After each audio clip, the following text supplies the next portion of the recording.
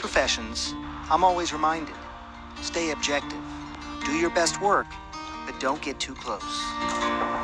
But with little Charlotte Figi, that was impossible. She just had this way about her, that smile, that giggle, that just got you and captured your heart. You remember me? That was June 2019, the last time I saw Charlotte. Oh, wait, I had and she something was to show doing you. great. Oh, looking pretty good, sweetheart.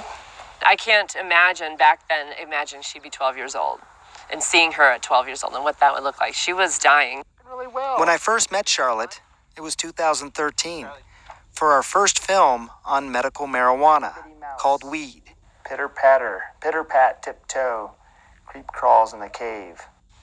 We had heard about this amazing 6-year-old from Colorado who had a rare form of epilepsy. She had a seizure every 30 minutes, every one potentially fatal. No treatment had worked. And then one day, desperate, her parents gave her a non-psychoactive ingredient from the cannabis plant called cannabidiol, or CBD. This is Charlotte's Web. She didn't have a seizure that day. And then she didn't have a seizure that night. Did you sit there and Yeah. get your watch? Right, I thought, this is crazy.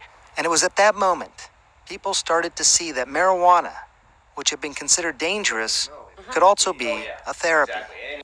She changed my mind and opened my eyes to the possibility that this was a legitimate medicine. And in the process, she changed the world. Probably the most important thing I'll ever do was to help my own child and then share that information and help others. Charlotte Figi was the entire CBD movement wrapped up into a sweet little girl with a big smile and an even bigger heart. Her story changed policy about cannabis. States were inspired by the story of Charlotte Figi and made CBD more accessible around the United States to treat epilepsy. And in turn, scientists around the world wanted to study Charlotte's special CBD oil, research that before Charlotte, no one really seemed that interested in doing. I was begging researchers and physicians to work with us and help us understand the phenomenon that we were seeing, and they absolutely wouldn't even talk to us. We were laughed out of rooms. Now they beg to research our product. She's happy and outside, and this is her jam. Charlotte lived her short life to the fullest. And while she was almost this mythical miracle, she was also just a little girl who loved to go tandem biking with her mom.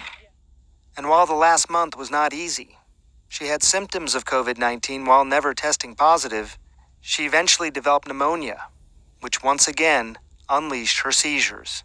Her mother, Paige, says Charlotte was still smiling and happy until the very end, when a seizure became more than her fragile little body could handle.